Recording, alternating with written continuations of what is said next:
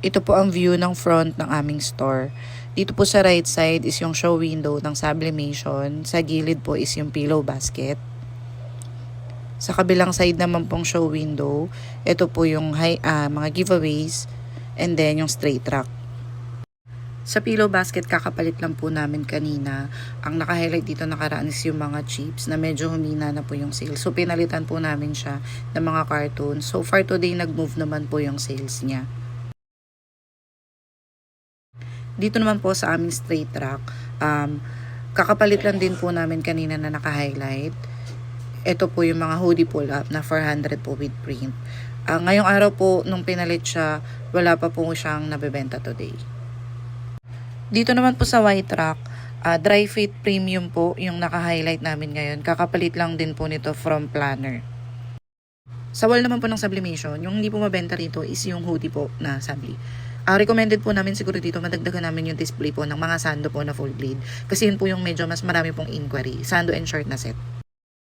Dito naman po sa active sports, hindi po ganong nagmo-move yung dry fit raglan. Tas, slow moving po sa amin yung dry fit polo.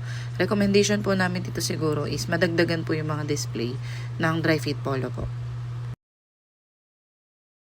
Sa glass tower naman po namin, slow moving po talaga yung mga other products namin. So, recommendation po dito is maging aggressive po sa posting.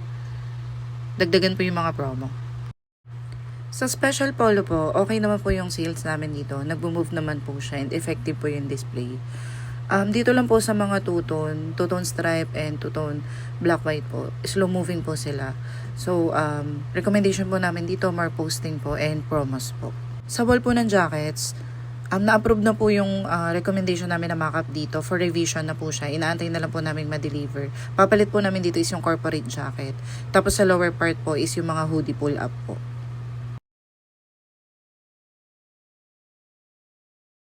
Sa bestseller wall naman po, naka-highlight is yung pang women's man po.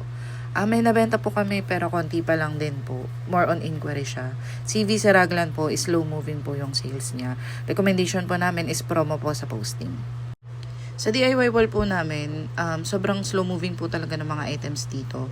So recommendation po namin, i-focus po ang posting dito per item po. Para siguro po madagdagan yung engagement.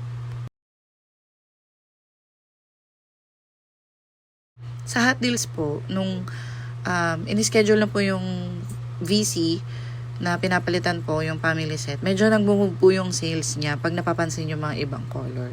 And then ito pong parody box kakapalit lang din po, wala pa siyang ganong benta. And then for revision na rin po yung mga display sa hanger po ng hot deals. Sa gift ideas naman po, slow moving din po talaga yung mga sales dito. Ang nag-move lang po dito is yung mga mugs po. And this month po sa stainless tumbler. Pero last month po mahina po talaga. So recommendation po namin dito posting din po per items. And then dito po sa bandang part ng bags is ma-display po yung mga new arrivals na mga colored canvas bag po. Baka sakaling mag-move po yung sales nun.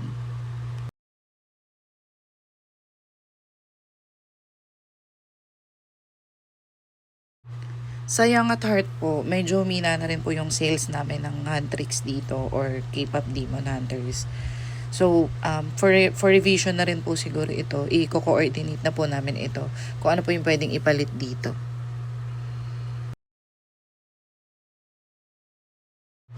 Ito naman po yung mga naka-highlight sa wire mesh namin. Yung sa may embro po, okay naman po siya kasi nag-move po yung embroidery services namin.